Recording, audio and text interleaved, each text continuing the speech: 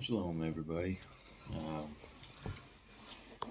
It is currently now evening, but good morning, good afternoon, good evening, wherever you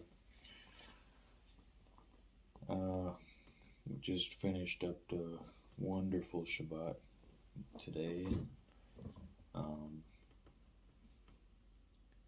In the last video, we had read Genesis chapter 24, and a little recap on that was Abraham, he's getting pretty up there in his age, and he goes to his head servant, Eliezer, and he tells him to swear 7 oaths while he's holding his hand under his thigh,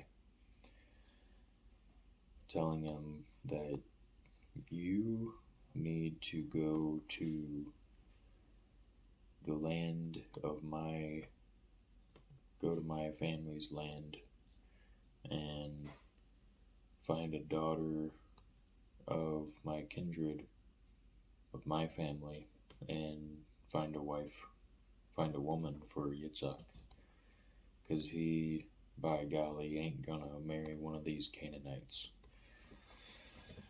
So he asks Abraham, well, if I find a woman, what if she's not willing to go? And said, well, then you're free from my oath. You're free from my promise. But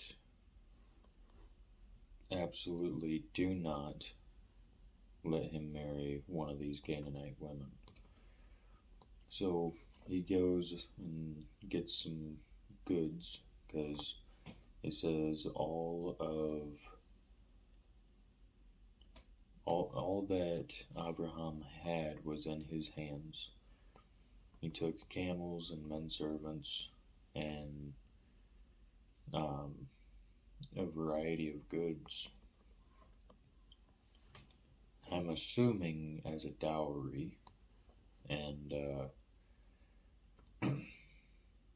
he goes and he's heading towards that land of Haran, and where Abraham's family is, and his brother Nahor and Milcah, his woman, had children, and Rachel and Lavan were their descendants, and so that's where Eliezer, this head servant, this chief servant, is going.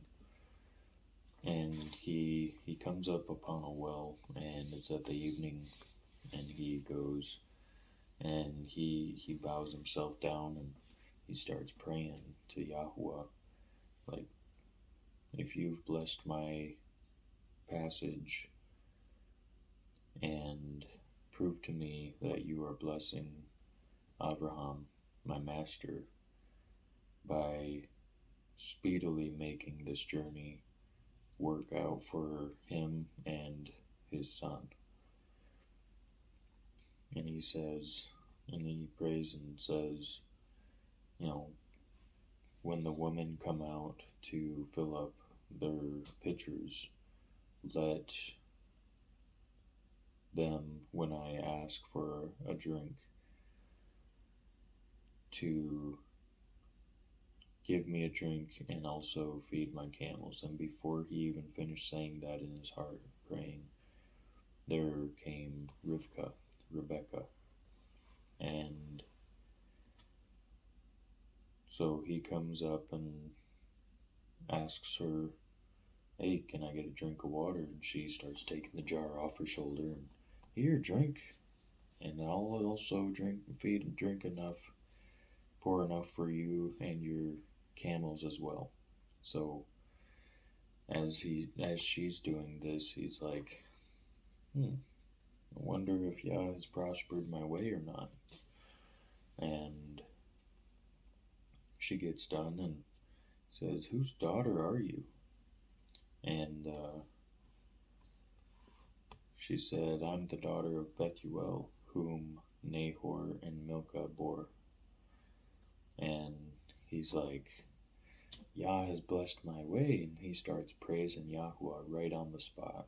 And so he puts an earring on her and gold bracelets, and as my understanding, that is the sign of, hey, you're now somebody's woman.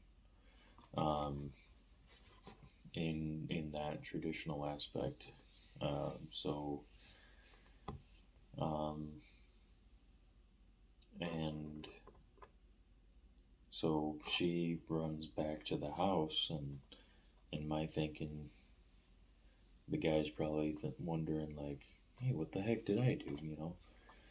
So, but then she tells her family all of what just happened, and Levon comes out and said, "Hey, come on, let's go. I've already got a room prepared for you and the fellas, and the stalls are ready out back."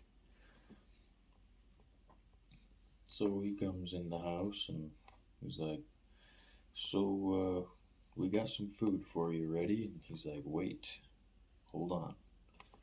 Before we eat, I need to tell you why I've come." And he said, "Well, continue." And he said, "I am a servant of Abraham. He is my master, and Yahweh has blessed him exceedingly. He has become very great, and Yahweh Yahweh has given him a son in his old age." And now everything's going to be given as an inheritance to Yitzhak, his son. And he wanted me to come find a woman in your land, and I found you guys, and you're actually his family, so it worked out. And so they heard all this, and like, "Well, we can't speak it bad or good to you, you know. It came from Yahuwah. You know, what can we do?" And so they eat, and they stayed the whole night, and got up early in the morning. He's ready to go, getting everything packed, and the servant says, "Send me away so I can go back to my master." And they're like, "Whoa, hold on, you know, at least let her stay for 10 days. And he's like, "Well, Yah's prospered my way. Don't slow me down." So they called Rivka. They asked her, "Will you go with this man?" She said, "I will." So they get up and go, but before they leave, they bless her with a blessing. And so, where was it? Here it is in verse 60. "And they blessed Rivka and said unto her, You are our sister, be the mother of thousands of millions, and let your seed possess the gates of those which hate him." Now, didn't we read something similar to that in the covenant that Yahweh had given Abraham? Like, just a few chapters back. I believe we did. And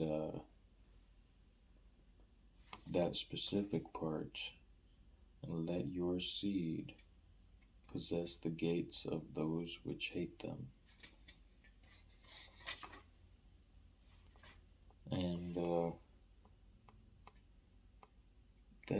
that's quite something, because that was, I believe that was right after. Feel free to speed past this part, because I'm gonna see if I can find it.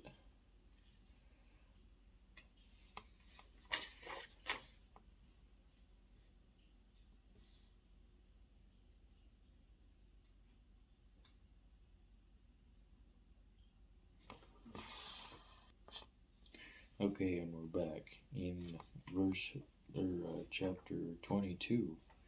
It said, "And the angel of Yahweh called unto Abraham out of the heaven a second time, and said, By myself I have sworn, says Yahweh, because you have done this thing, and have not withheld your son, your only son.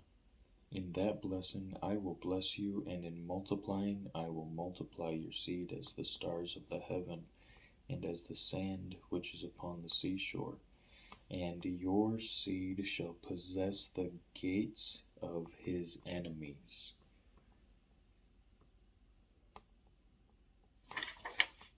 Going back to this. "And they blessed Rivkah, and said unto her, You are our sister, be the mother of thousands of millions, and let your seed possess the gates of those which hate them." That's amazing. I love finding little things like that. So, this is a blessing, and it's also going to bring forth somewhat of a prophecy going forth afterwards in the next book, that when we get there, in the next books, you will see how the children of Israel possess the gates of those who hate them. But so they're coming back, this Eliezer of Damascus, the eldest servant in his household, with Rivkah, and so she sees this man walking in the field towards them, like, "Hey, who's this?" "Well, that's my master's son." And so she jumped off the camel, covered herself with a veil, and he brought her into his mom's tent, Sarah's tent, and she became his woman, and Yitzhak found comfort after his mother's death. So let's jump into chapter 25 now, shall we, since we're now 13 minutes in talking about the previous one. "And again Abraham took a woman, and her name was Keturah, and she bore him Zimran, and Yokshan, and Medan, and Midian, and Yishbak, and Shuach. And Yokshan begat Sheba, and Dedan. And the sons of Dedan were Ashurim, and Letushim, and Leumim. And the sons of Midian were Ephah, and Epher, and Hanok, and Avida, and Eldaah.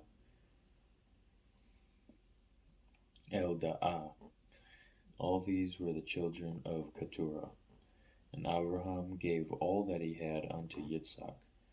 But unto the sons of the concubine which Abraham had, Abraham gave gifts, and sent them away from Yitzhak his son, while he yet lived eastward unto the east country.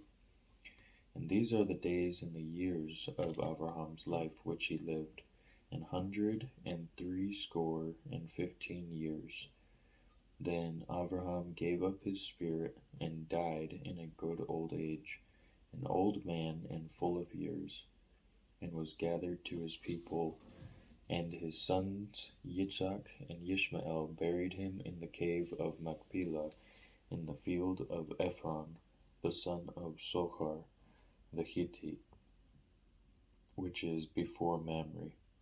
The field which Abraham purchased of the sons of Heth, there was Abraham buried, and Sarah his woman.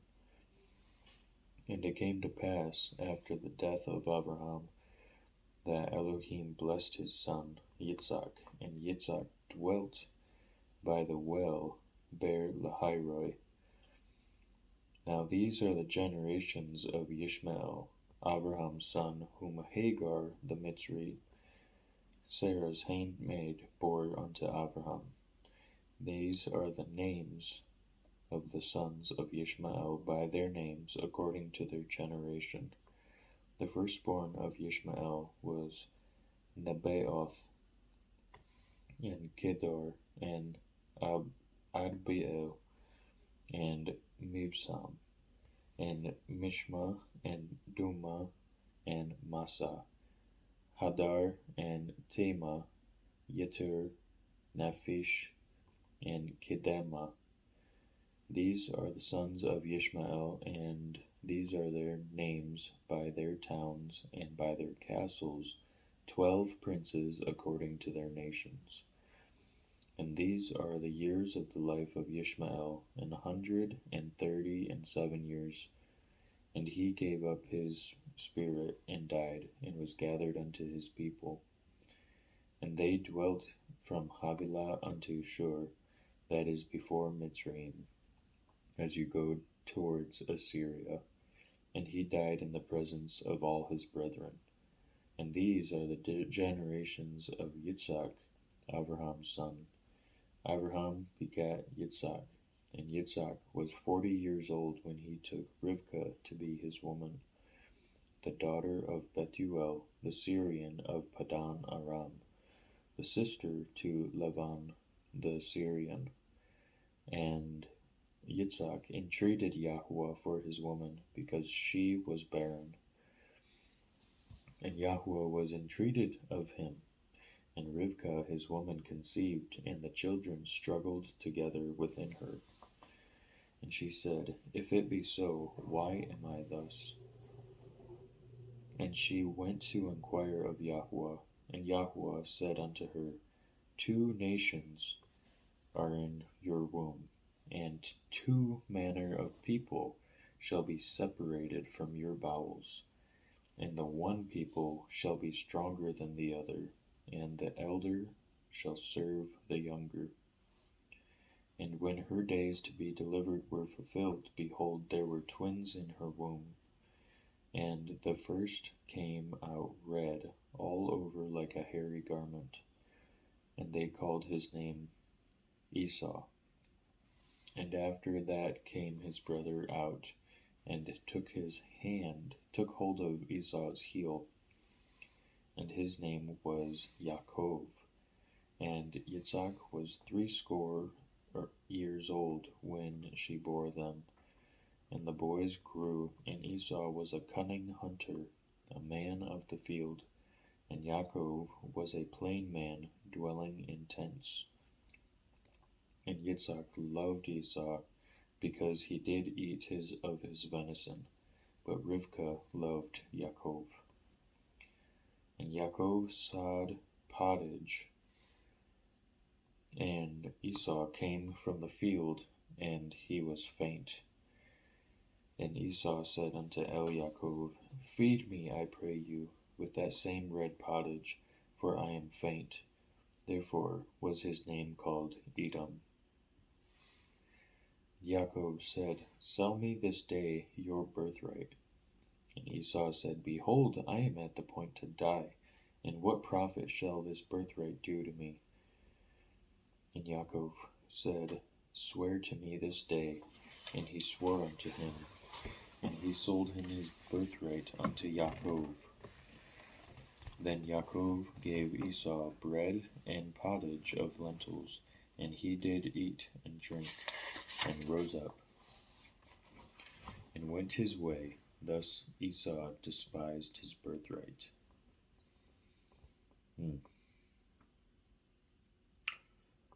This concludes the 25th chapter in the book Bere'shiyth, Genesis. Blessings, y'all.